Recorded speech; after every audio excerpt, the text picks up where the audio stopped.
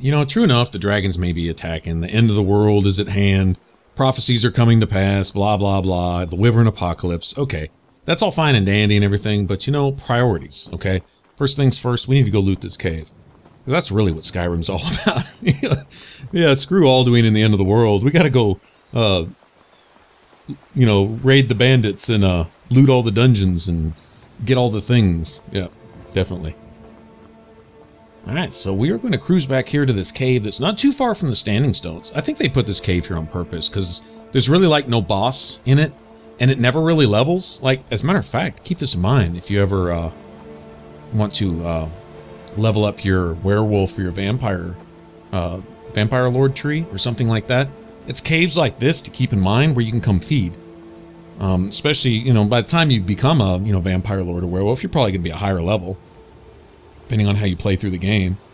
I mean, if you're making a beeline for that, you know, you might be able to do that a little earlier in the game or whatever, but still, bottom line, you're going to have some levels under your belt. And come back here, and these bandits will pretty much stay around probably whatever level you enter the cave at or something, you know, 1, 2, 3, 4, something like that. Anyway, they'll always stay like this. I've never known them to actually level up with you, scale with you in the game. So, like, I think this is a tutorial dungeon. Anyway, it's cool. Come here, you kind of get a taste of a little everything. A few bandits in numbers. Learning how to drop bridges, use controls. I think there's a pickaxe in here. You can mine a little bit of iron ore, which we're gonna do. Get some iron ore in our back pocket. It's always good to have, especially when we get to Whiterun and we actually get our hands on a smelter where we can turn it into ingots and make a few iron daggers. Y'all know the routine. You know, you got to level up your blacksmithing. So, you know, wants to level up blacksmithing equals makes 35 billion iron daggers through the game, right? Actually, we were really fortunate. I had mentioned this in the last video. Another reason I thought it was really good, we got the Halted Stream Camp bounty from the guy in the inn. There is a book on a table there, and it's called Transmute Ore. Okay? That is a gold mine. That is one of my favorite spells in the game, actually, because what it allows you to do is turn iron ore into silver ore, and silver ore into gold ore, right?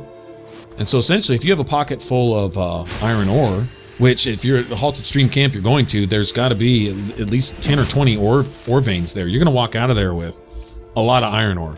All right, and if you want to sit there, there's various tricks you can utilize to keep your magic up. Magic regen potions and stuff like that are one thing. You can also just press the back button and wait for an hour for your magic to fill if you're just sitting there casting spells on yourself. But if you're turning ore into other kinds of ore, oh geez, you can wind up with oh, I don't know, 50, 60 gold ore, which results in what, 30 gold ingots, I think it's 2 ore per ingot for gold, if I recall. Anyway, whatever the case may be, get a whole bunch of gold ingots and make some gold rings and necklaces. All right, now that's where you start talking about money. Now you're turning free iron ore into rings that without anything on them are worth, oh, anywhere from 20, 30, 40 gold a piece on up. And then if you have a bunch of soul gems, say, especially if you visited a dwarven ruin recently, those are a gold mine for soul gems.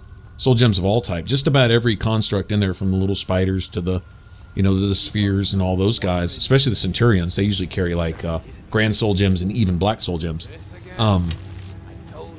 Grab a pocket full of those, and whatever rings you make, just throw an enchantment on them. Doesn't matter. Anything you got that you can put on a ring, then or jewelry, you know, just throw it on there. And turn them all into enchanted items, and you'll find the merchants will not have enough gold to buy your stuff, even early game, right? So it's something to consider. Now, sure enough, I don't have access to a lot of gems right now, so I can't do a whole lot of that early on. But I can at least make some gold rings, and there's a pretty good amount of smithing experience that comes from making jewelry. You'll see your experience bar jump a little more when you make a ring than you would making a dagger, obviously. So there you have it. Those are things that I like to do. I don't consider that type of stuff exploit. I consider that if I'm doing the footwork, if I'm gathering the materials, then making the stuff, going to where I need to make the stuff, making it, then crafting my own stuff, then bothering to enchant it if I have the stuff to do that, then going to the merchant to sell it. You know, just the loading screens in and of themselves justify any money that I might make from that. You know what I mean? Any experience from that, because I'm doing the footwork. You know. Anyway, no laziness or cheats there. I'm actually working for a living. All right, so come in here and brought Sven along. He's weak as wet tissue paper, but at least he can draw a little attention for a little bit. That's all I really need. If two bandits focus on me, I'm dead in about 2 seconds. As far as that goes, there's got to figure out a different way to utilize the threat mechanics in the game. And Sven does his job. A lot of times, if you can get a follower between you and the enemy, that enemy will at some point turn on your follower. In fact, may get just a little bit of a break there, because a lot of times when they turn on your follower, they're not in the middle of attacking. They're switching their threat from one target to another. In the process of doing so, allow themselves to be open for a hit or two. Later on in the game, not so important, especially when I can start swinging some axes. Start doing some stagger. Maces are just a little too slow for me. They're probably going to stagger more than any other weapon, kind of like hitting somebody with a big hammer. You're going to knock them off balance a lot more often. That's been my experience. I don't know how that fits all into the numbers, how the game actually computes. But it seems to, whereas with swords, you stagger a lot less. Even if you hit an enemy really hard with your swords, it seems like you get less stagger effect. Axes are kind of like that sweet middle. They're not too slow, but they stagger enough to make them worth using. And they do a little extra damage, or so they say, but considering they swing slower, anytime you swing slower, you're hitting less. When you're hitting less, you're not doing as much damage. So they may do a couple extra points, but I think you actually lose a little bit based on their slower attack rate. But if you can stagger an enemy and you can get an extra attack, then you're actually doing, if you look at it that way, you're doing more damage. Anytime I can hit an enemy one more time before he kills me, well, that's a win, so... Something to consider. If I was running around, well, no, let me be honest. If I was playing two-handed character, I would be rolling with the Ebony Blade. Okay, just because it's a katana, so that just kind of just speaks for itself. It's mandatory to run with that. But if I were to pick a weapon, I would probably go with a battle axe. It'd be right in between, a large mace or hammer and a sword. Little bit slower. Doesn't really matter with the two-handed weapons. As slow is just slow, regardless. But stagger a decent amount with the axe. And shame is the iron battle axe. I think looks stupid. I don't like the looks of it. And I'm going to stick to iron weapons, and that wouldn't really be an option anyway. Could have rolled like that. Now Wuthred is a badass looking axe. I like that. I think it looks cool. I really, really do. Might be my favorite two-handed axe in the game. Even better than, the Daedric or any of the rest of that stuff. Anyway, so we may roll with iron axes. May roll with one of each for a little while. At least until we start getting some speed bonuses in our one-handed tree. We might roll with a sword in the left and an axe in the right. Remember, your offhand weapon dictates the speed of your attacks. Okay, so you will, put it this way, you will swing slower with an axe in your left hand and a sword in your right than you will with a sword in your left hand and an axe in your right. Okay, because the sword will actually dictate your attack speed. Either way, the axe may slow it down a little bit, but when the axe dictates your attack speed, it's going to slow it down much more. So, there you have it. What we want ideally later on is to get our one-handed tree up to the point where we get a much faster attack speed. There's a passive in there. There's a buff specifically for that. And once you get your stamina up and you can power attack a lot and your attack speed is way up, you're talking about dishing out some serious pain. You can't block, right? But you... Like, what does that Whiterun guard say? He says, the gods gave you two hands and you use them both for your weapons. I respect that. That's what I'm talking about. Just get after it. So, I don't believe there's an attack speed bonus for two-handed. Be cool if there was. I can almost guarantee if there was an attack speed bonus in the two-handed tree. Now, I know there's a shout for attack speed, although it's something you have to keep track of, and it also has a cooldown on it, right? But, you know, there is that to consider. But if there was just a straight-up attack speed bonus for the two-handed tree, I can almost guarantee I would be a primarily two-handed player, just for that. When you can go in and just go berserk with a big two-handed weapon, that to me is true berserking. Although the dual wielding, it plays its part in the whole berserk thing too. So I'm cool with that.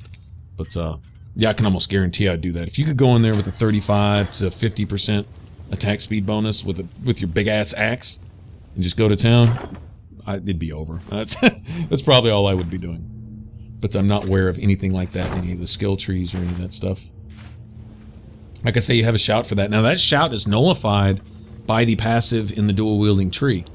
That gives you basically the same bonus the shout does once you've got it maxed out. I don't think you can run both consecutively. I have a problem and it tells me I can't use that shout. I don't know if it's because one of my weapons is going to be enchanted, which at some point both of my weapons in both hands are going to be enchanted. That's just the way it is. I've heard that has something to do with it. That if you have an enchantment, regardless of what the enchantment is, if you've got an enchantment, apparently what is it, the whirlwind shout? I forget what it's called, but the one that allows you to attack faster, the cyclone or whatever it's called. Anyway, it doesn't work. It won't work. And my weapons are going to be enchanted all the time. Especially now, with them being base type weapons and just iron stuff. Got to put something on there to compensate for damage, because in and of themselves, even when fully smithed with 100 smithing, they're not overwhelming at all. Iron weapons pretty weak. They really are. Over here. There's no fair comparison between a dragon bone or a Daedric sword and an iron sword. Okay, I think the damage would probably, it's about 2 to 1, give or take. Yeah, it's quite a bit of difference.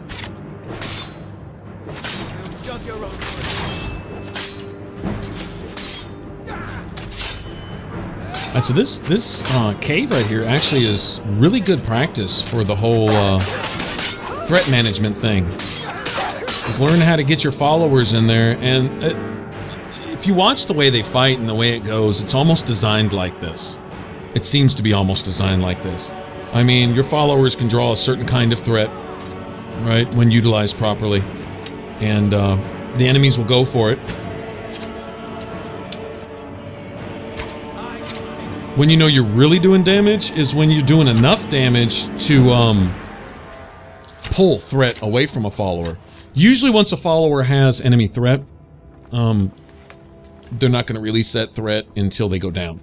If your follower gets knocked down, dropped to one knee where they have to take a breath, then the enemy is of course going to turn on you. It's really bad when you got 15 Draugrs all pounding on your tank, and then your tank goes down on one knee and they all turn and look at you. And they give you that, now it's your turn look. It doesn't get much worse than that. Yeah, those are real fear moments in Skyrim. So, ideally, if your tank can draw their attention, get to work. I try to do this all the time. Sometimes I just not thinking, especially after I've been exploring for a while. Sometimes it'll get kind of mindless and I'm running around just pushing buttons type of thing. But when I'm thinking about it, especially in a long drawn-out fight, whatever enemy is attacking your tank, and whatever enemy your tank is specifically hitting, all right. If you give your tank a sword and a board, like Lydia comes with that, I strongly recommend if you get Uthgerd, which is my favorite, if you get that two-handed sword out of her hand and give her a sword and a board, because she's actually got higher skills in blocking and one-handed than she does in two-handed, believe it or not. So give her that, and what she'll do is a lot of shield bashing, and she can knock enemies off balance. If you're focused on the same enemy she is, you can knock enemies down twice as fast, not only because you're both hitting them, but because half the time she's got them staggered, all right? And they're really, really open to attacks. I don't know if enemies take bonus damage while they're staggered, while they're knocked off balance. It seems like they would. But it seems like they do, actually, now that I think about it. But whatever the case, as long as they're staggered, they're not attacking you or your tank, right? So if you can do a little concentrated fire there, it makes battles go a lot easier. So anyway, something to keep in mind. And that's going to be pretty much the MO through the game. Is, well, how do you survive when everything can one-hit you? Well, don't get hit. You know, and it's managing it that way. There'll be a point where we can take a hit or two. We can start going toe-to-toe, get in there. Or we're hitting so fast and so hard that the enemy is pretty much staying off balance, right? to where they may be able to do a lot of damage, they just can't get their sword arm up, and that's when you feel like you're really kicking their ass. And when you're kicking their ass without any cheats or help, or just kicking their ass because your boot's big enough to kick it, then that's a good feeling. That's where I think I've accomplished something in a game. That's where I feel like, yeah, I beat this, right? I did that. I got a good build. I had a good strategy. I had good teamwork going there. I had a good plan, and when it comes across, then you know I can say, okay, cool. One more thing done out of the bucket list, so to speak. All right, so find a skill book here. Find some random ore. Fight a few bandits. Find out they have crafting station in places like this too. Right now, I want to look for some iron ore veins. I know there's at least 1 or 2 in here. I've probably actually missed a couple coming in. I'm not going to go backtrack and go look for them, but I know there's one in here somewhere. It's under one of these ramps. Right here? Maybe? Yeah, there we go. Yeah. I was thinking I remembered there being one here.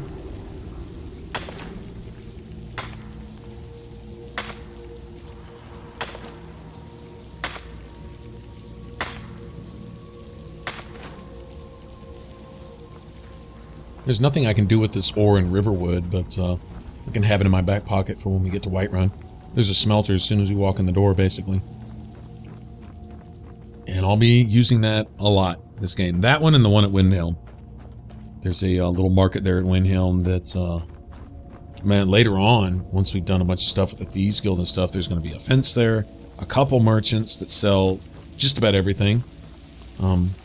Soul gems and good stuff like that. An enchanting table right there behind one of those merchants. Of course, the blacksmithing area right there. Yeah, it's just like totally convenient. Actually, Windhelm Little Market is probably my favorite overall crafting, buying, selling, managing inventory, leveling up area in the game, probably. Look at these cool skies, man. They got the whole Aurora Borealis thing going on. Totally unique. Unique to this game. Oblivion had cool skies too. I just wish they would have had brighter moons. Kind of Skyrim too. Wish they had a brighter moon. Big, real shiny, silvery moon would be cool. At least sometimes. Not every night, but every once in a while look up and be surprised at this glowing aw in the sky, you know. That would be cool. But regardless, it's all good. Okay, so like I said, I got this pocket full of ingots, or iron ore. Can't really do anything with that, but I do have all this trash. Now, even though a lot of this fur and hide stuff is only worth 2 and 3 gold or whatever, it adds up. You know, if you got 20 or 30 pieces that are all worth between 3 and 5 gold a piece, well, then that's 100, 150 gold, you know. Do that several times and you're talking about 1,000, then, you know, 2,000, you know, so it's... What I tend to do is just not really buy anything. I buy something that I can specifically use. Like, when we first got to Riverwood, I got lucky and found an enchanted dagger. Right, that only costs like 200 gold. Had that been an enchanted two-handed steel sword costing 800 or 900 gold, I wouldn't have bought it. Right, but something for 200 gold to learn a free enchantment and all the XP that comes with it, like an entire level towards my enchanting, that's worth it to me. And that's an enchantment I'll have in my pocket, and at some point I'm going to find or get as a reward a weapon or an item with a frost enchantment on it that I can therefore go and sell. Or if it's better than what I'm using at the time, go ahead and use it. Now, basically in another level or two, if we haven't reached that point already, there's going to be nothing I get as a reward that I can actually use. Because if we're sticking with iron and we're sticking with fur, that means no leather, which is the next step up in armor, and no steel, which is of course the next step up as far as weapons go. Okay, so there isn't going to be any of that. Which sucks in one way is the Forsworn Bow. I've always really liked it because it looks like it's made of like bone and teeth and wood and leather strapping, and they're just cool. They're very, very rustic, very tribal looking. I really like, but they're steel bow, and you know that because they actually take a steel ingot to upgrade them, and so I won't be using that. But it is one of my favorite bows in the game. With this, we'll go with the hunting bow, which has the same stats as the long bow. I think it has maybe a slightly shorter range, but faster draw. I mean, it's so subtle, it's irrelevant anyway, but it doesn't matter. Same stats, it takes leather strips to upgrade instead of firewood, but it's the same bow. It looks a little better. The longbow is just so basic and simplistic, I'm just not a fan. But we'll stay true. We'll stay true to the You looking for a new blade? to this playthrough as far as the equipment we use. We'll stick with iron. We'll stick with the base level bow, the iron equivalent as far as bows go. There is no iron bow, at least not that I know of. There was in Oblivion. There was an actual iron bow, but in this, it's either the longbow or the hunting bow. I think the hunting bow looks a little bit more like the Imperial bow, basically. Which the Imperial bow in and of itself is also a steel bow. Very similar stat-wise to the Forsworn bow. Now, the Forsworn Armor, though, that is considered fur or hide, and I'm rolling with that. Because it's just the way it looks. There's an extra point or two. You know, I don't even care, because it just looks so cool.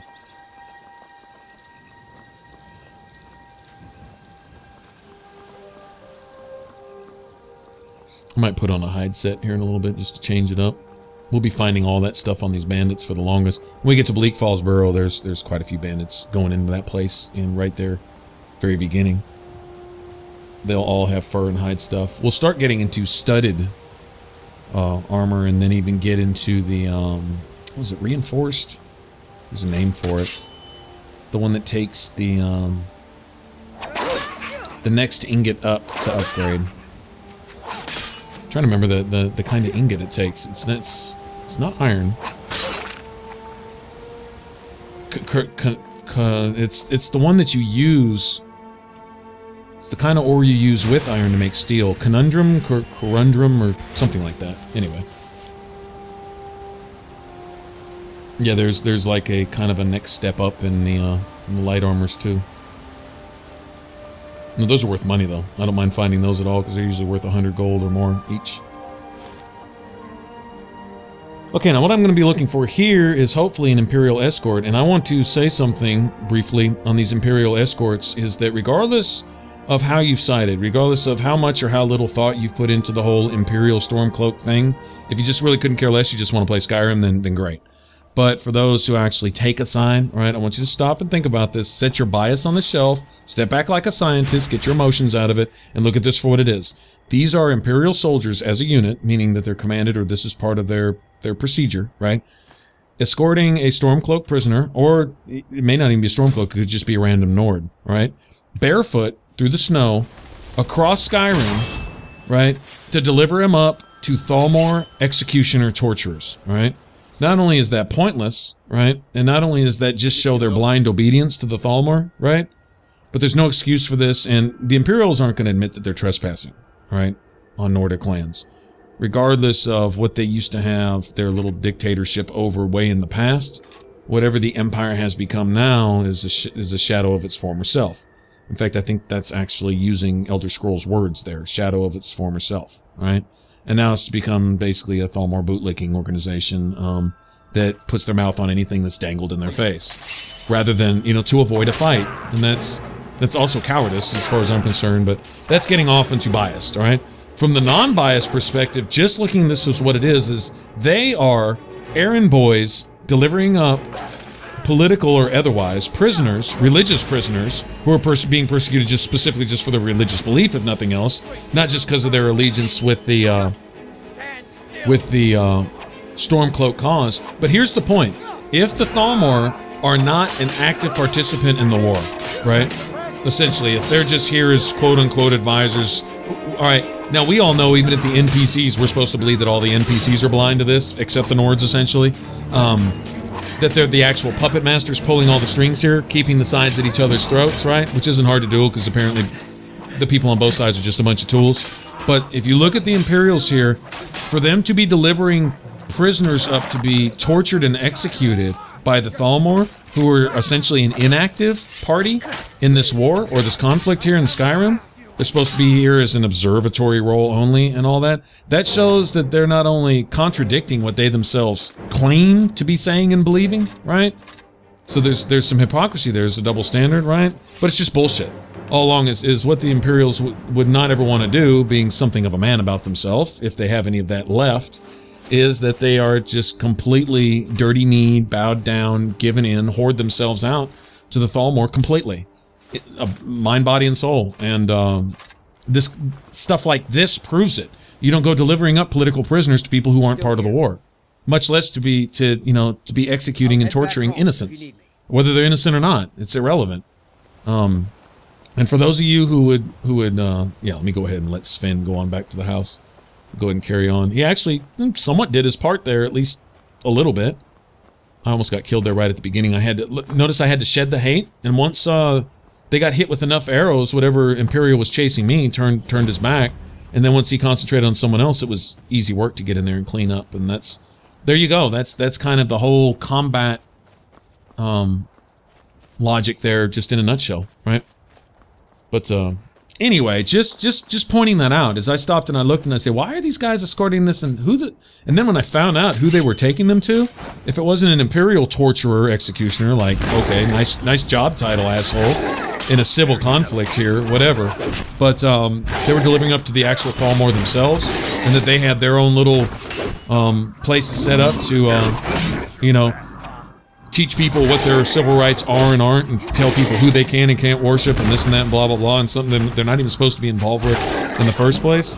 I want to kill everyone I see, and I do. I will be killing every Thalmor I see, and I'll be doing the right thing. And if you don't agree with that, well, you're wrong. And I have no problem standing on that whatsoever. If that alienates some people and I lose some viewership and whatever, if I do that for telling the truth, I'm just gonna have to be all right with that. Anyway.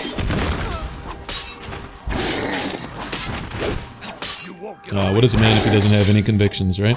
Don't do that. Fight with us and you'll have stories to tell. You handle yourself well. You could make for a decent shield, sister. An outsider, eh? Never heard of the Companions? An order of warriors. We are brothers and sisters in honor. And we show up to solve problems if the coin is good enough. Not for me to say. You'll have to talk to Kodlak Whitemane up in Jorvaskar. The old man's got a good sense for people. He can look in your eyes and tell your worth. If you go to him, good luck. You know, it's funny is if you don't help fight the giant, if you just stand back and watch, then she's basically like, yeah, thanks a lot for the help, you sissy milk drinker. It's basically what she tells you. It's pretty funny. You know, I'm gonna make some quick gold right here.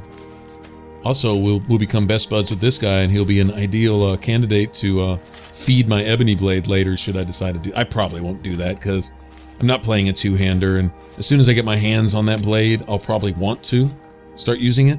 Although I could use it to rank up my two-handed skill, though. There's that, so I could get at least a little taste. I won't throw any points into the two-handed tree, but I could swing around my Ebony Blade for a little while. I could run with that. But then once I start playing with it, I don't want to let it go, because that sword is just, it's the coolest looking, man. I feel like such a badass with it. It actually has a higher attack speed than any other two-handed weapon. It swings with almost the same attack speed as a one-handed weapon, although you can't get any additional one-handed attack speed buffs that apply to it, so you don't have that. But you do get, it does swing faster, you can. It's just a great weapon. It's weak. It's basically the equivalent of a steel sword, roughly. I don't even think it counts as a dwarven or ebony. I know it's called the Ebony Blade. I don't even remember if it takes ebony ingots. Oh, you can't upgrade it. Yeah, you can't even upgrade it. So there is no upgrading that sword. That's right. All you can do is feed it. Close with the dragons about. Official business only.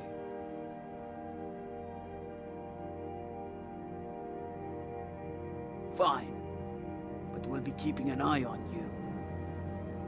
Oh, I'm used to getting a speech point right there when I talk to that guy. Usually do.